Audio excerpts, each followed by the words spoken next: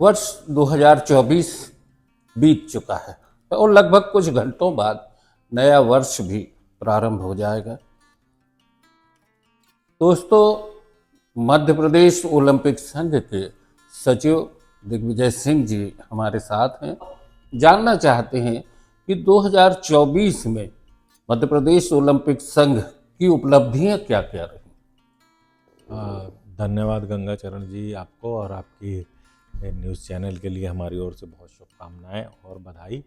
और एक आपका अच्छा प्रयास है कि खेल के क्षेत्र की क्या उपलब्धियां हैं और क्या एक्सपेक्टेशन है, उसके विषय में आप सब समाज और शहर के लिए ये इंटरव्यू करने जा रहे हो।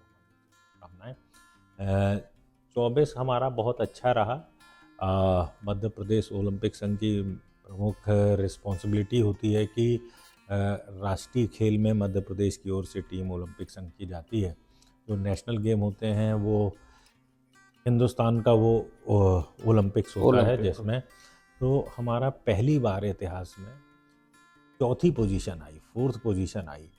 और कहा जाए तो ये थर्ड पोजीशन है, क्योंकि इसमें पहले नंबर पे सर्विसेज, सेकंड नंबर पे सर्विसेज थी। यदि सर्विसेज को हम हटा दें तो स्टेटों में महाराष्ट्र हरियाणा के बाद हमारा नंबर था।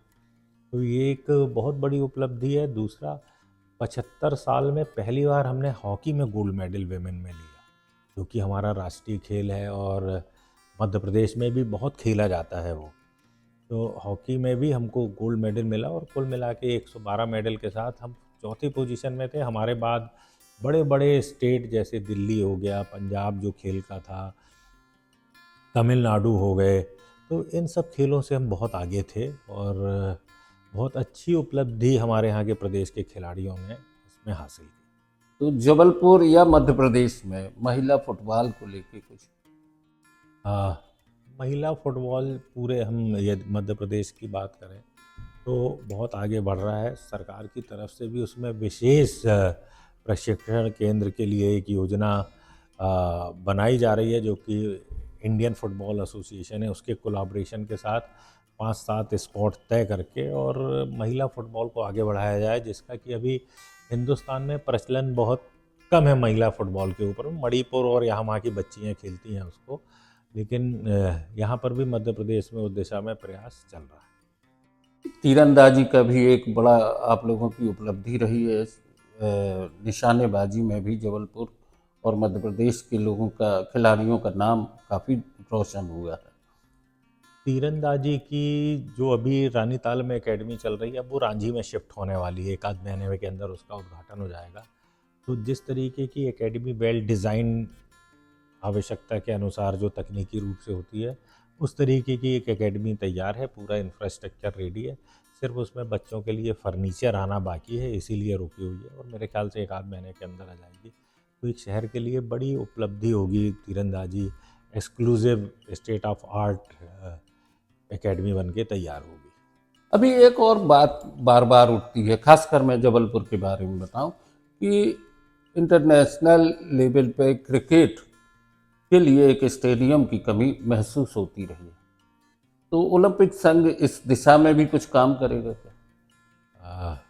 आप ठीक बोल रहे हैं कि पब्लिक की, जनमानस की बड़ी अपेक्षाएं और उम्मीद है कि जबलपुर में अंतर्राष्ट्रीय स्तर का एक खेल, क्रिकेट का मैदान होना चाहिए और जिसमें कि टेस्ट मैच, आईपीएल, इस तरीके के मैच हों।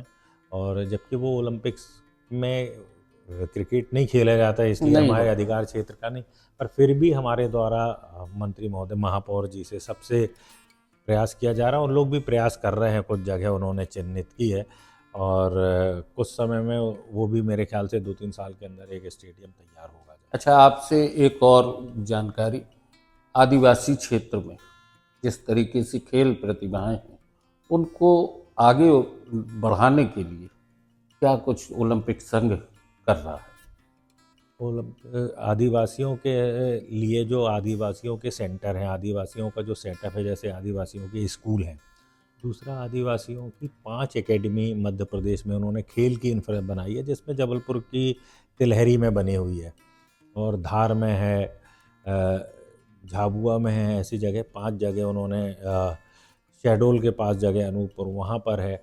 तो इस तरीके से 5 एकेडमी इन्होंने बनाई है और उसमें से बच्चों के रहने के लिए, इसके लिए मैदान सब किया है। इसमें हमने ये किया है कि सब खेल संघों के साथ में उनका कोलैबोरेशन किया है और कि वहाँ के बच्चे डायरेक्ट स्टेट चैम्पियनशिप में खेलें।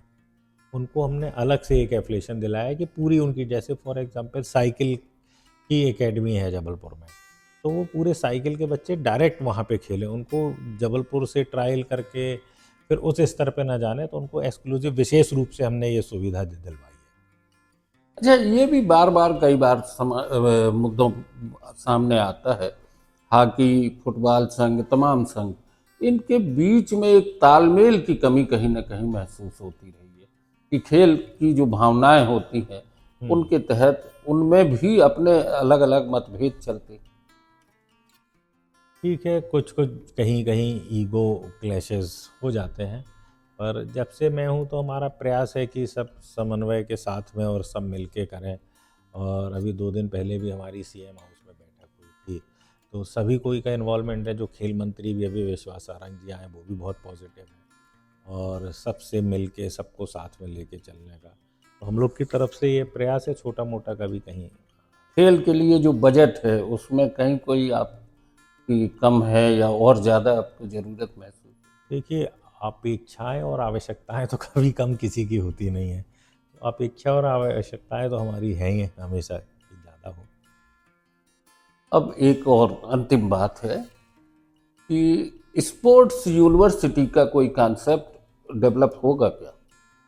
अभी ऐसा तो कुछ चल नहीं रहा है, पर यहाँ पे कहीं से कुछ प्रकाशन में आया और यहाँ की जो हमारी जबलपुर के लोग हैं, खेल जगत से जुड़े जनता की ये अपेक्षा है कि जबलपुर में यूनिवर्सिटी खुलना चाहिए। 2014 में जब पहली बार बना था तो उस समय मैंने खेल मंत्री से निवेदन किया था कि यूनिवर्सिटी का कुछ ऐसा प्रावधान किया जाए, पर अभी ऐसा नहीं है। पर पुनः इसके लिए प्रयास करेंगे इस तरीके से कि खेल की यूनिवर्सिटी जबलपुर में खुले और होना भी चाहिए। कोई संदेश आप देना चाहें मध्य प्रदेश के तमाम युवाओं को खेल के क्षेत्र में? हमारा निवेदन है कि अभी कुछ वर्ष पहले हम एक बहुत बड़े संकट से गुजरे हैं, जिसको कोविड नाम से जानते हैं सबको। बचेगा कि कोई नहीं, जीवन मुश्किल हो गया था। तो पर पूरी दुनिया में देखें, हिंदुस्तान उसमें बहुत सेफ रहा और उस समय सब ने ये एहसास किया कि हमारे पास कितना भी पैसा हो, कितने भी हम, वो पैसे से इलाज आपका नहीं हो रहा था। तो आपका सबसे बड़ी जो पूंजी है वो आपका शरीर, आपका स्वास्थ्य है। तो हमारा निवेदन है कि सभी कोई, चाहे छोटे हों चाहे बड़े हों, वो खेल के लिए मैदान में अवश्य आएँ और एक स्वस्थ रहें। और युवा वर्ग जो छोटा है, यदि मैदान में आता है और उसमें प्रतिभा रही फिजिकली, तो ऑटोमेटिकली वो आगे आ जाएगा। और सभी कोई मैदान में आएँ और स्वस्थ रहें, ऐसी हमारी अपेक्षा। निश्चित है, जीवन में खेल बहुत ज़रूरी है। खेल से खेल भावना आती है और खेल भावना से जब हम आगे बढ़ते हैं तो न सिर्फ देश के विकास में आगे आते हैं बल्कि समाज के क्षेत्र में भी आपकी एक भूमिका हो जाती है। नो न्यूज़ ऑनली व्यूज़ पर आज बस इतना ही। आपको बहुत बहुत धन्यवाद। धन्यवाद और आप सभी को